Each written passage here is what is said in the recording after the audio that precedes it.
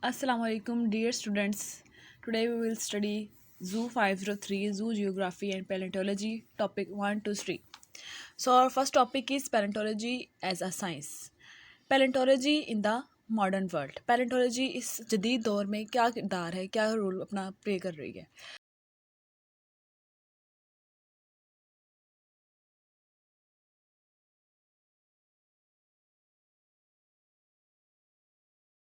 Paleontology, the branch of science concerned with the fossils, animals, and plants. It is the study of fossils to determine organisms' evolution and ecology. Basically, it is a combination of three words: paleos, ontos, and logos. Paleos means old, ontos mean creature, and logos means study.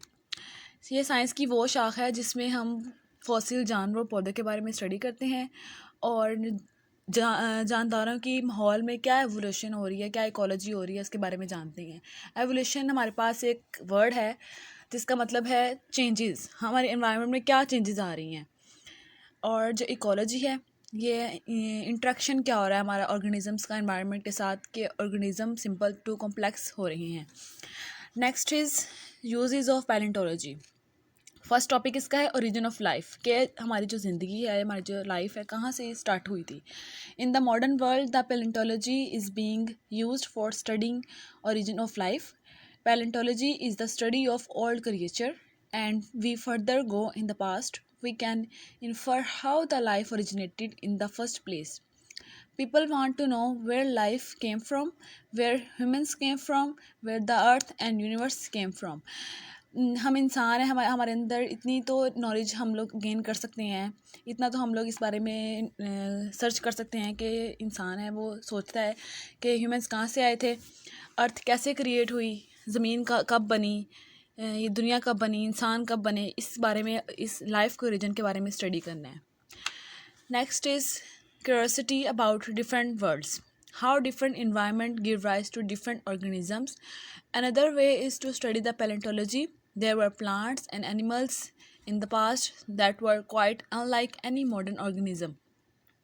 जैसे हमने पहले study कर लिया है कि organism simple to complex होते जा रहे हैं, तो हमारे एनवायरनमेंट में किस तरह के एनवायरनमेंट में किस तरह के लोग रह रहे हैं, किस तरह के ऑर्गेनिजम्स हैं, कौन सा हैबिटेट प्लांट्स का है, कौन सा एनिमल्स का है, किस जगह रह रहे हैं और क्या चेंजेस आई हैं पिछले ज़माने से अब ज़माने में. Third topic is climate and biodiversity. Change thinking people, and now even politicians are concerned about climate change and the future of life on earth. Much can be learned by studying the modern world, but key evidence about likely future changes over 100 or 1000 of years came from studies of what has happened in the past. कि climate का और biodiversity का क्या असर हो रहा है, और पॉलिटिशियंस की बात हुई है कि वो भी इस बारे में हैं, कंसर्न कर रहे हैं कि क्लाइमेट चेंजेस का हमारे इन्वायरमेंट में क्या असर हो रहा है. जैसे ग्लोबल वार्मिंग हो रही है, गर्मी बढ़ रही है, जिसकी वजह से बीमारियां भी फैल रही हैं. जितना जितना स्मोक हो रहा है व्हीकल्स की वजह से, उतनी ही बीमारियाँ फैल रही हैं जितनी आबादी बढ़ती जा रही है. Next is the shape of evolution. The tree of life is powerful and all-embracing concept. The idea that all species living and extinct are related to each other, and their relationships may be represented by a great branching tree, and that links us all back to a single species somewhere deep in the Pericardium. के जो एक उन्होंने तशबीह दी है कि एक tree है जिसके under जैसी दुनिया है, इसके अंडर तमाम ऑर्गेनिजम्स रह रहे हैं, सब अपनी अपनी जगह पर रह रहे हैं, सबका अलग अलग जगह है जहाँ रहते हैं, वो क्या रिलेशनशिप है इनका, वो एक ही ट्री के नीचे हो रहा है. Next topic is extinction fossils. Extinction का मतलब होता है नापैद हो जाना. Shows us that extinction is a normal phenomena. No species lasts forever. Without the fossils record, we might imagine that extinction have been caused mainly by human interaction.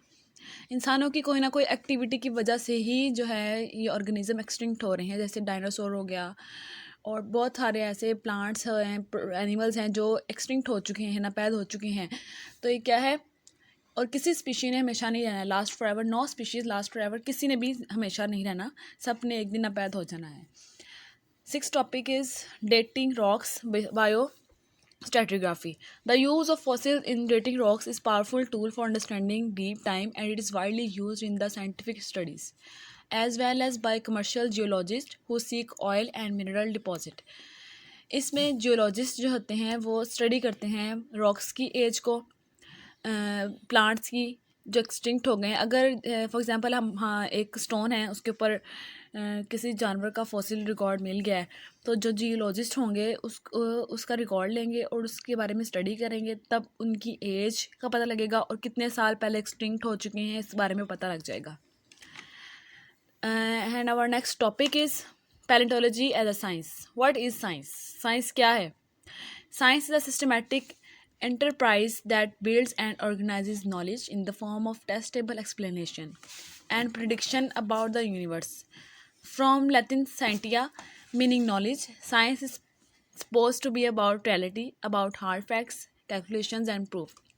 कोई भी चीज़ हम observe करते हैं, एक्सपेरिमेंट करते हैं, उसको साइंस बोलते हैं। पहले हम उसको टेस्ट करते हैं और फिर अगर वो चीज़ ट्रू हो जाती है, वो चीज़ एक्सेप्टेबल हो जाती है, तो वो साइंस कहलाती है। जैसे हमने कोई एक्सपेरिमेंट करना है, हम सबसे पहले उसकी चीज़ें लेंगे, फिर हम उसके बारे में स्टडी करेंगे, फिर एक्सपेरिमेंट करेंगे, फिर जो उसका रिज़ल्ट निकलेगा अगर तो वो ट्रू है तो फिर हम उसको एक टेबल बना के उसका रिज़ल्ट लिखेंगे। तो ये क्या है? फैक्ट्स हैं, ये रियल फैक्ट्स हैं। Next is in natural sciences there have been two main approaches, induction and deduction. Induction के बारे में sir Francis Bacon, the inquirer might hope to see common patterns among the observation and this common patterns would point to an explanation or law of nature. Inquirer बोलते हैं जो inquiry करता है, कोई चीज़ के बारे में कोई चीज़ ऑब्ज़र्व करता है। सबसे पहले वो उसको ऑब्ज़र्व करेगा और फिर जो चीज़ एक्सप्लेन करने वाली है, अगर तो वो नेचर के साथ, नेचर के लॉ के साथ रिलेट कर रही है तो उसके बारे में एक्सप्लेन भी करेगा, अगर वो बात सही है तो भी एक्सप्लेन करेगा। डिडक्शन, एरिस्टोटल उन्होंने कहा था a series of observations point to an inevitable outcome, all man are mortal, Socrates is a man therefore Socrates is a मॉर्टल।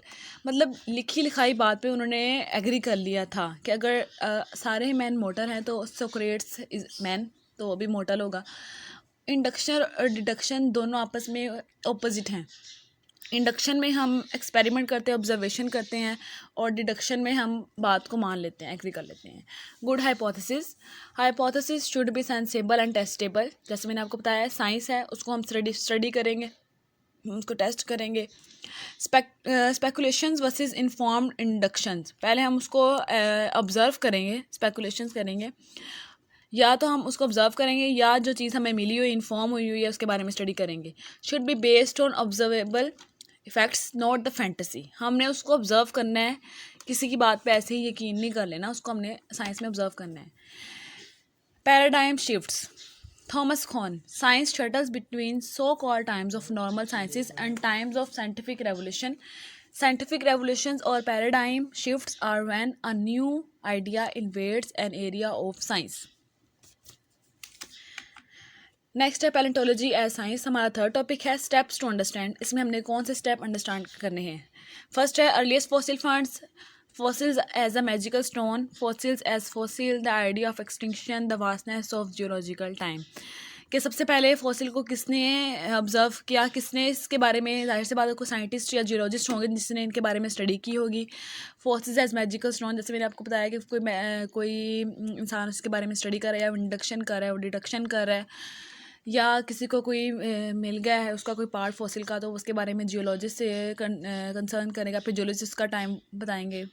Fossils as fossil, जो फॉसिल हैं उसको फॉसिल्स के ही ज़रिए उन्होंने स्टडी करना है। द आइडिया ऑफ एक्सटिंक्शन, कि इनके ना पैदा होने का आइडिया, अगर तो दुनिया से वो ख़त्म हो रहे हैं, जाहिर सी बात है, कॉमन सेंस की बात है कि हम उसके बारे में स्टडी करेंगे कि यह चीज़ थी पहले। अब जो मूवीज़ बन रही हैं वो उसमें दिखाते हैं कि डायनासोर के बारे में मूवी बन रही है, तो जाहिर सी बात है पहले वो चीज़ थी, तो उसके बारे में नेक्स्ट स्टडी हो रही है। The vastness of geological time, के हमें रॉक्स की एज का, फॉसिल्स की एज के बारे में जियोलॉजिकल टाइम से पता लग रहा है। Earliest fossil finds, prehistoric, people picked up and used them as ornaments. Early Greeks, Xenophanes 576 to 480 BCE and Herodotus, ये साइंटिस्ट थे या जो भी थे जियोलॉजिस्ट, इन्होंने इसके बारे में स्टडी की है। 576 से 480 BC में और 484 से 426 में, और लोगों ने इन फॉसिल्स को ज्वेलरी ऑर्नामेंट मतलब गले में बना के उसकी कोई डाल ली, हैंड में डाल लिया, ऐसा यूज़ किया है। Fossils as magical stone, Roman and medieval time, Roman जब अमेरिका को डिस्कवर किया था रोमन ने, आई थिंक तब की बात है। Fossil sharks teeth was known as glossopetrae worn as amulets. Fossils as fossil. The genius of Leonardo da Vinci, Nicolas Steno, True Nature of Glassoptery, Robert Hooke, description of fossils using a crude microscope. ये scientist थे जिन्होंने इसके बारे में, fossils के बारे में study की है। आगे है the idea of extinction. Robert Hooke was one of the first to hint the idea of extinction. Robert Hooke सबसे पहला था जिसको इस बारे में इंफॉर्मेशन हुई, जिसने इसके बारे में सोचा कि जो जानदार हैं वो नापैद भी हो सकते हैं, और ये ज़्यादातर इंसानों की एक्टिविटी की वजह से ही होती हैं। जैसे चीता है, इंडियन चीता, वो एक्सटिंक्ट हो रहा है, किसकी वजह से? क्योंकि उसको शिकारी जो हैं वो उसको ख़त्म कर रहे हैं शिकार कर करके। आगे है नेक्स्ट वाला है विलियम हंटर, अमेरिकन इंगोनिटम। इसने भी एक्सटिंक्शन का आइडिया 768 में दिया कि जो जानवर पौधे हो रहे हैं वो नापैद हो रहे हैं। रियलिटी ऑफ एक्सटिंक्शन, इसकी रियलिटी क्या है? French natural scientist George Cuvier, इसने इसके बारे में, एक नेचुरल साइंटिस्ट था। आगे Cuvier, father of comparative anatomy, जिसने इसको फादर इसलिए कहा क्योंकि उसने एनाटमी के बारे में इंफॉर्मेशन हासिल की है। हमने आज 3 टॉपिक पढ़े हैं, 3 टॉपिक्स पढ़े हैं। इन तीनों टॉपिक्स में पैलेंटोलॉजी के बारे में ही बताया है कि इसके स्टेप्स क्या थे, इसकी यूजेस क्या थी पैलेंटोलॉजी की, और इनके इंडक्शन क्या था, और थॉमस कौन था, और